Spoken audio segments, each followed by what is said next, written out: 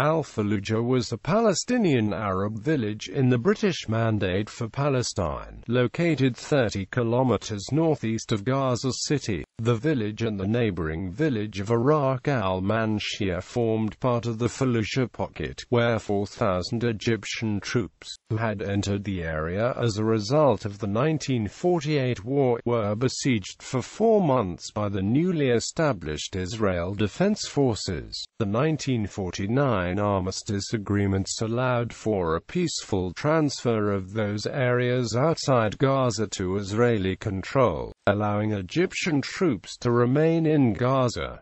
Following the agreements, the Arab residents were harassed and abandoned the villages. The Israeli town of Kiryat Gat, as well as the Moshav Ravaha, border the site of the former town. History: the town was founded on a site that had been known as Zureg al-Kandak, named Zureg from the blue-colored lupin that grew in the vicinity. Its name was changed to Al-Faluja in commemoration of a Sufi master, Shahab al-Din al-Faluji, who settled near the town after migrating there from Iraq in the 14th century. He died in Al-Faluja and his tomb was visited by the Syrian Sufi teacher and traveler Mustafa al-Bakri al-Siddiqui, who traveled through the region in the first half of the 18th century. Ottoman era. In 1596, it was under the administration of the Nahiyya of Gaza, part of the Sanjak of Gaza with a population of 413.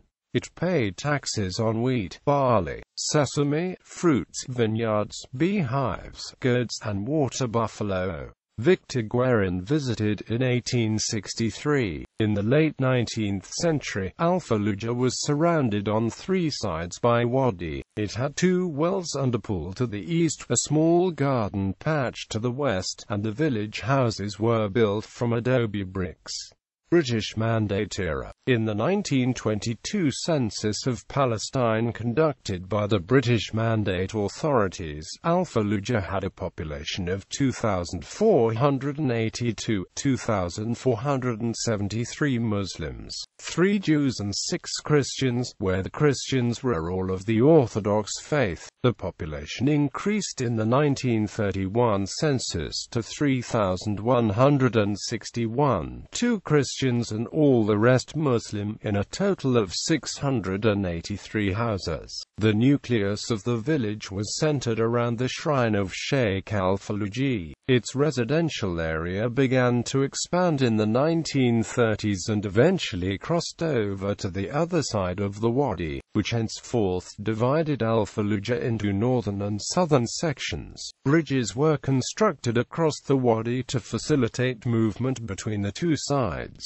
especially during the winter when the water often flooded and caused damage. The center of Al-Faluja shifted to the north where modern houses, stores, coffee houses, and a clinic were erected. The village had also 2 schools, one for boys and the other for girls. In 1945 Al-Faluja had a population of 4,670, all Arabs, with a total of 38,038 dunams of land, according to an official land and population survey. Of this, 87 dunams were used for plantations and irrigable land, 36,590 for cereals, while a total of 517 dunams were built upland. 1948 Arab-Israeli War. Al-Faluja was in the territory allotted to the Arab state under the 1947 UN partition plan. During the war, the men of the village blockaded the local Jewish communities and attacked convoys being sent to bring them food, water, and other supplies.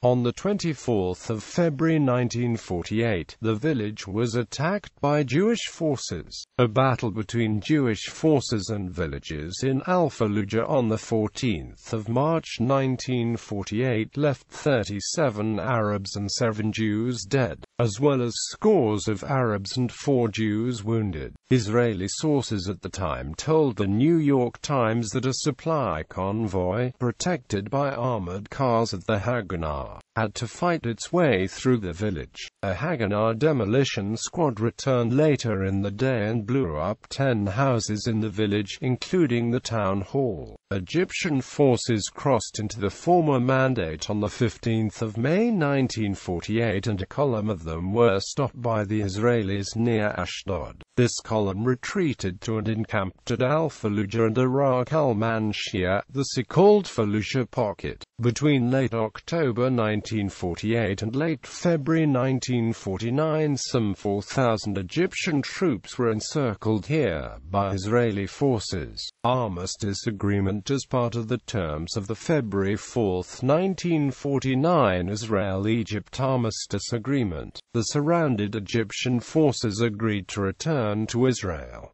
The agreement guaranteed the safety and property of the 3,140 Arab civilians. The agreement, and a further exchange of letters filed with the United Nations, stated, those of the civilian population who may wish to remain in Al-Faluja and Iraq al-Manshiyya are to be permitted to do so.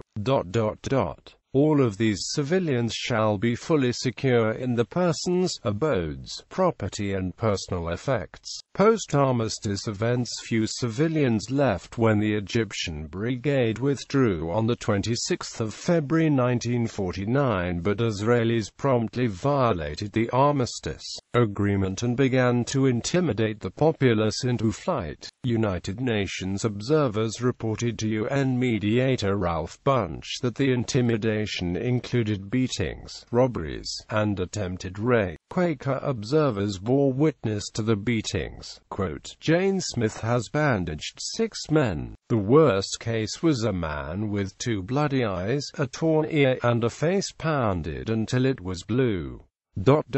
A young Arab told me, "We could not sleep last night because of much shooting and because the Israeli soldiers came into the homes and tried to make into the Arab women." On the 3rd of March they wrote that at Iraq al-Manshiyya, the acting Mukhtar mayor told them that the people had been much molested by the frequent shooting, by being told that they would be killed if they did not go to Hebron, and by the Jews breaking into the homes and stealing things. Moshe Sharet was very concerned at the international repercussions, especially the possible effect on Israeli-Egyptian relations. He was angry at the actions of the IDF carried out without cabinet authorization and behind his back, and was not easily appeased. He used most uncharacteristic language. The IDF's actions threw into question our sincerity as a party to an international agreement. One may assume that Egypt in this matter will display special sensitivity, as her forces saw themselves as responsible for the fate of these civilian inhabitants. There are also grounds to fear that any attack by us on the people of these 2 villages may be reflected in the attitude of the Cairo government toward the Jews of Egypt. Sharet pointed out that Israel was seeking membership of the United Nations, and was encountering difficulties over the question of our responsibility for the Arab refugee problem. We argue that we are not responsible. For this perspective, the sincerity of our professions is tested by our behavior in these villages. Every intentional pressure aimed at uprooting is tantamount to a planned act of eviction on our part. Sharet also protested that the IDF were carrying out a covert whispering propaganda campaign among the Arabs, threatening them with attacks and acts of vengeance by the army, which the civilian authorities will be powerless to prevent. This whispering propaganda is not being done of itself. There is no doubt that here there is a calculated action aimed at increasing the number of those going to the Hebron Hills as if of their own free will, and, if possible, to bring about the evacuation of the whole civilian population of. He also referred to the Army's actions as an unauthorized initiative by the local command in a matter relating to Israeli government policy. Allen admitted only that his troops had beaten 3 Arabs. There is no truth to the observer's announcement about abuse, cruelty, etc. I investigated this personally. Morris further writes that the decision to cleanse the Fallujah pocket population was probably approved by Israeli Prime Minister David Ben-Gurion. The last civilians left on the 22nd of April, and the order to demolish these villages was made 5 days later by Rabin. Bibliography.